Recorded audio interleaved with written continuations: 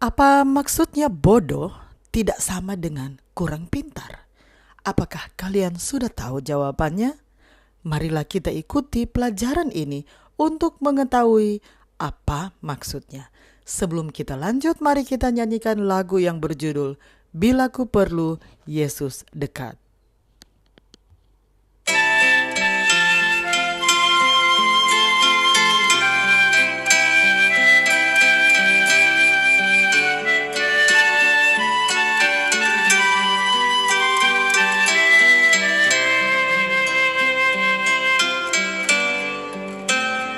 Bila ku perlu Yesus dekat, bila ku bimbang, bila lemah, Yesus sedia memberi berkat. Bila ku perlu Dia, bila ku perlu Dia, bila ku perlu Dia. Yesus dekat di sukacita, bila ku perlu Dia. Mari kita berdoa. Bapa kami dalam kerajaan surga, terima kasih untuk kesempatan yang Engkau berikan untuk kami dapat mendengarkan sebagian dari firman-Mu. Isilah kami dengan Roh-Mu yang suci agar kami dapat mengerti apa yang Engkau inginkan kami pelajari hari ini. Dalam nama Yesus kami sudah berdoa. Amin. Pelajaran Sekolah Sabat Senin 6 Juli 2026. Pelajaran yang kedua di triwulan yang ketiga. Judul pelajaran Sekolah Sabat kita untuk hari ini adalah kebodohan bagi mereka yang akan binasa. Dalam membandingkan kebodohan manusia dengan hikmat ilahi, Paulus menyatakan bahwa pemberitaan tentang salib adalah kebodohan bagi mereka yang akan binasa. Ini adalah yang pertama dari 6 rujukan tentang kebodohan atau bodoh dalam 1 Korintus 1 ayat 18 sampai 31. Bacalah 1 Korintus 1 ayat 20, 21, 23, 25, dan 27.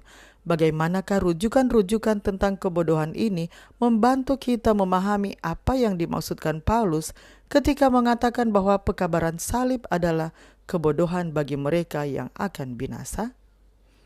Kita ikuti bacaan ayat-ayatnya. 1 Korintus 1 ayat 20, 21, 23, 25, dan 27. Di manakah orang yang berhikmat? Di manakah ahli Taurat? Di manakah pembantah dari dunia ini?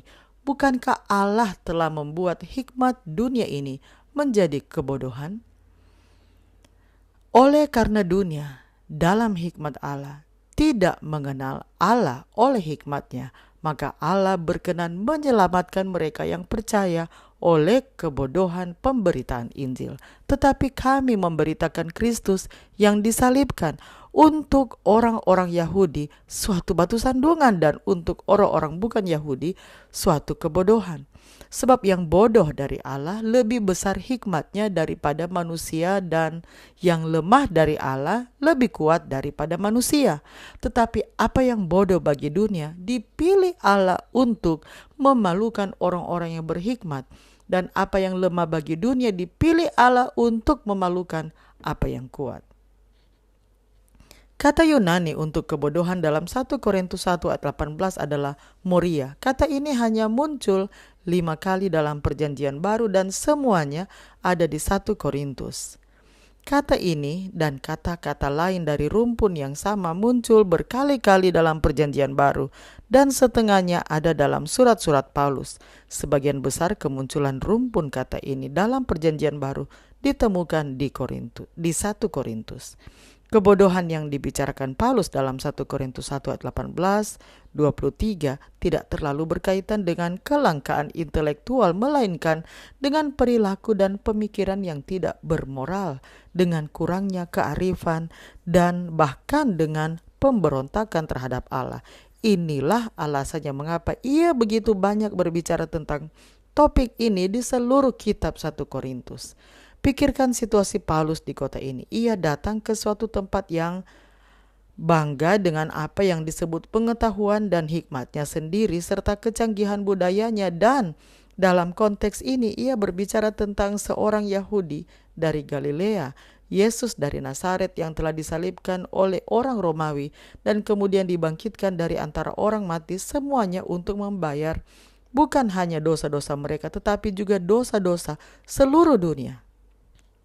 Mungkinkah orang ini serius? Siapa yang sedang ia bohongi? Ini juga bukan konsep filosofis baru yang mendalam yang dapat diurai dan dianalisis dengan perangkat filosofis.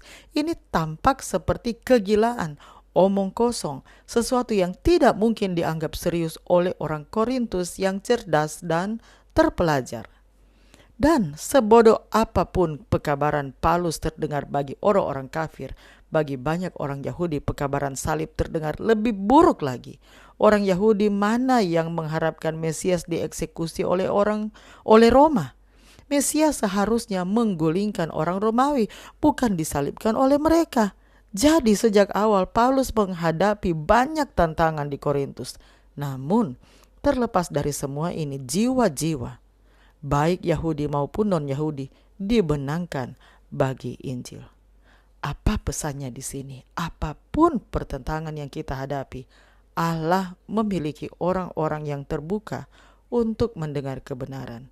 Kita harus siap untuk digunakan olehnya untuk menjangkau orang-orang ini dimanapun mereka berada, bahkan di tempat-tempat yang saat ini sama buruknya atau bahkan lebih buruk daripada Korintus. Mari kita ikuti lanjutan lagu tadi sebelum saya tutup dalam doa.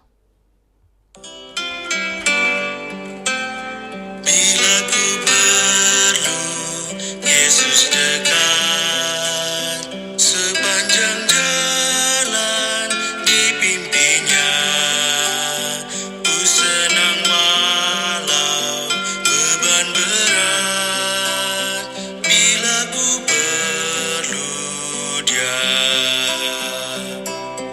bila ku perlu Dia, bila ku perlu Dia.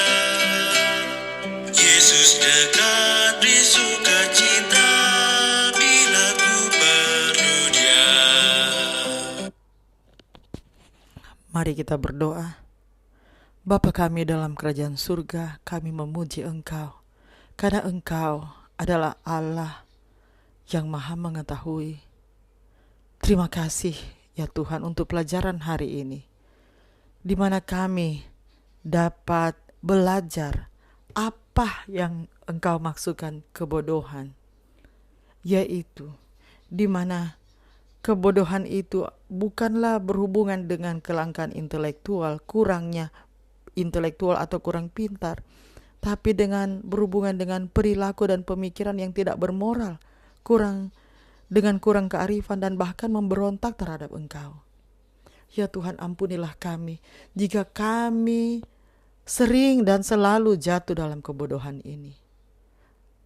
Kami berterima kasih karena Engkau akan selalu mengampuni kami dan menerima kami. Terima kasih ya Tuhan karena Engkau akan selalu menuntun kami.